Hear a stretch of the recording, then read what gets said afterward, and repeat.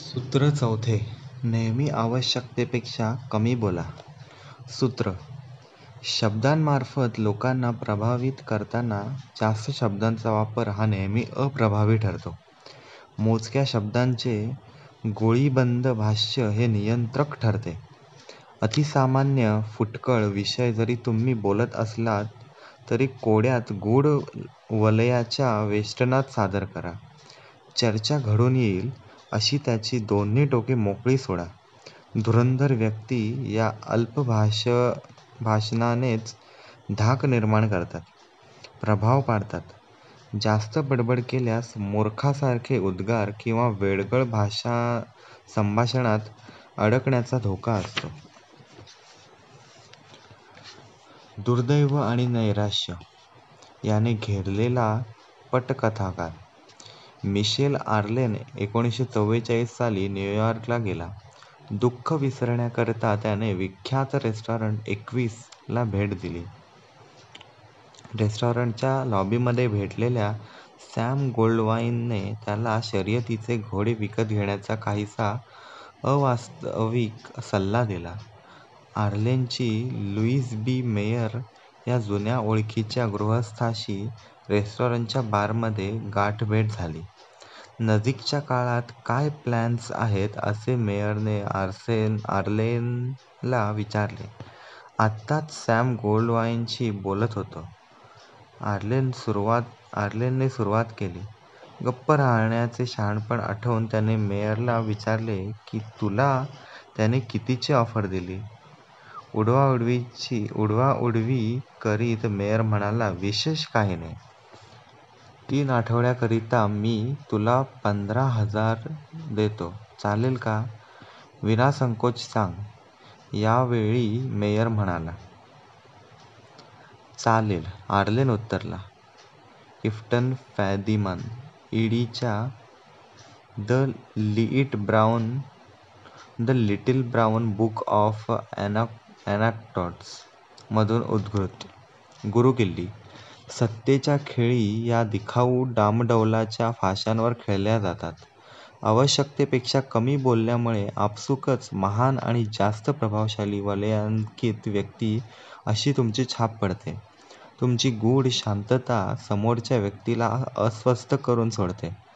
स्पष्टीकरणे आणि अन्वयार्थ यांची जणू यंत्रेच असलेल्या माणसांना तुम्ही काय विचार करत आहात हे समजणे आवश्यक ठरते. तुमच्या नियंत्रित वाचिक व्यवहारामुळे तुमचे अंतरंग आणि हेतू यात इतर कोणी डोकावू शकत नाही. तुमच्या शांततेमुळे, त्रोटक उत्तरांमुळे लोक बचावाचा पवित्रा घेतात.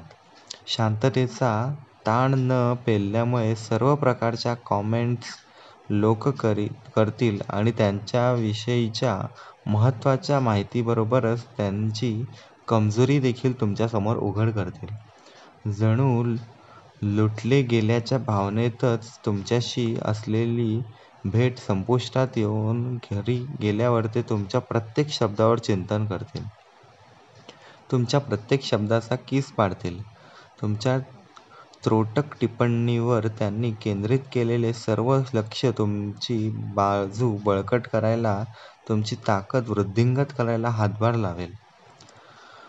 उमलत्या तरुणाईत विख्यात कलाकार अँडी वॉरहॉल याच्या हे ध्यानात आले की लोकांशी बोलून तुमच्या मनातले त्यांना करायला भाग लावणे जवळजवळ अशक्य आहे. निव्वळ हेकेखोरीच्या भावनेतून लोक तुमच्या विरोधात जातील. तुमच्या मनसुब्यांचा विध्वंस करतील. तुमची अनुज्ञा करतील. त्याने एकदा एका मित्राला सांगितले, मौनामध्ये जबरदस्त ताकद असते हे मी शिकलो. आयुष्याच्या उत्तरार्धात वॉरहॉल फार समर्थपणे मौनाचे तंत्र वापरू लागला.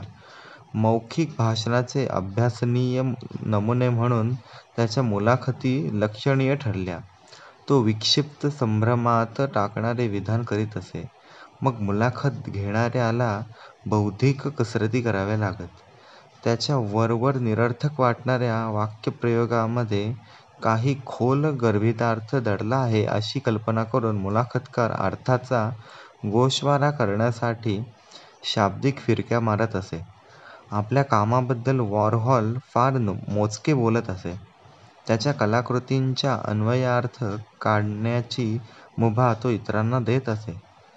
वॉरहॉलच्या अत्यल्प भाष्यामुळे लोक त्याच्या कलेवर खूप जास्त बोलत असत. जितकी जास्त चर्चा त्यावर घडून येई तितके त्याचे काम जास्त मौलिक ठरत असे.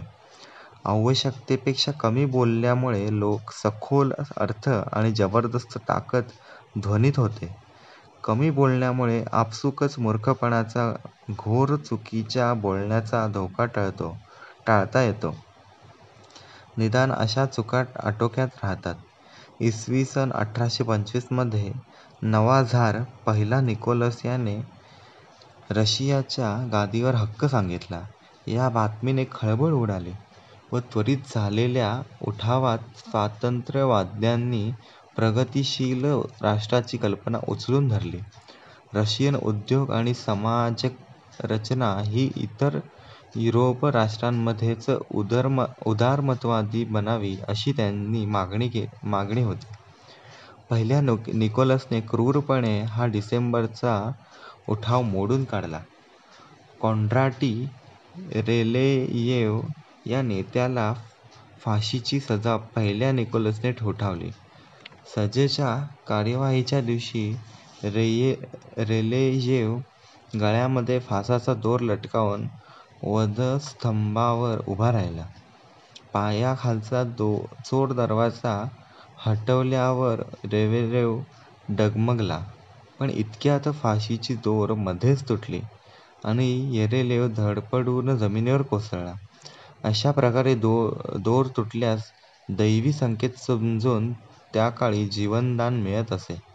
फाशीची कार्यवाही होऊ नये हा ईश्वरी आदेश समजून अशा व्यक्तीस सहसा क्षमापत्र देऊन त्याची फाशी रद्द केली जात असे. मातीत घोळून ठेचकाळलेल्या रेलेयेवच्या हे ध्यानात आले की त्याचा जीव वाचला आहे. आपल्या पायावर ठाकठीक उभा राहून उपस्थित जमावाला तो म्हणाला, "पहा, रशियात कसलीच सुव्यवस्था नाही. अरे त्यांना, राज्यकर्त्यांना धडपणे एक दोर देखील बनवता येत नाही." बारगळलेल्या फाशीची खबर घेऊन एक दूत त्वरित विंटर पॅलेसमध्ये रवाना झाला. उलटलेला डाव पाहून संतप्त झालेल्या पहिल्या निकोलसने तरीदेखील क्षमापत्राची तजवीज केली. परंतु क्षमापत्रावर स्वाक्षरी करताना झारने दूताला विचारले, "या चमत्कारानंतर रेलेयेव काही बोलला का?" "धनी," दूत उत्तरला, "ते म्हणाले की रशियात पक्का दोरखंड कसा बनवायचा हे देखील त्यांना ठाऊक नाही. असे असेल तर आपण त्याविरुद्ध सिद्धता करून त्याचे म्हणणे चूक आहे हे साबित करूया." क्षमापत्र टरकावताना झार म्हणाला, "दुसऱ्या दिवशी रेलेयेवच्या पुन्हा फासावर लटकविण्यात आले. यावेळी दोर तुटला नाही. धनुष्यातून सुटलेला बाण आणि तोंडातून सुटलेला शब्द एकदा बाहेर पडला की मागे फिरवता येत नाही. तिरकस भाष्य करताना फार काळजी घ्या. लक्षात ठेवा, विडंबनात्मक टीकेच्या गंभीर परिणामांपुढे त्यातून मिळणारा आसुरी आनंद क्षुल्लक ठरतो."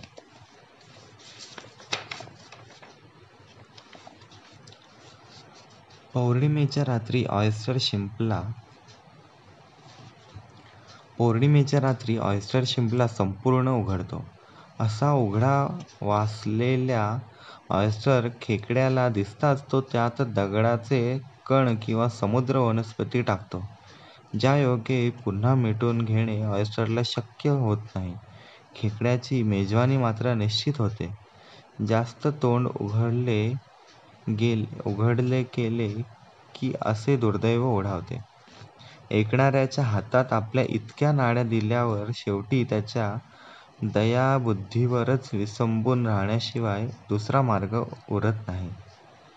लिओनार्दो दा विंची 1452 ते 1500 19. रूपक. ग्रीक येथील डेल्फी शहरातील प्रश्नदेवतेचा कौल घ्यायला येणाऱ्यांकडे देवतेची उपासक सखोल अर्थ असणारे तरीही अनाकलनीय शब्द पुटपुटत असे. प्रश्नदेवतेचा आदेश कोणीही डावलत नसे. जन्ममरणापेक्षाही प्रमाण असणाऱ्या त्या शब्दांना अनन्यसाधारण महत्त्व होते. संदेश. सहाय्यकांनी सुरुवात केल्याशिवाय आपण स्वतः कधीच आपले दात ओठ चालवू नयेत.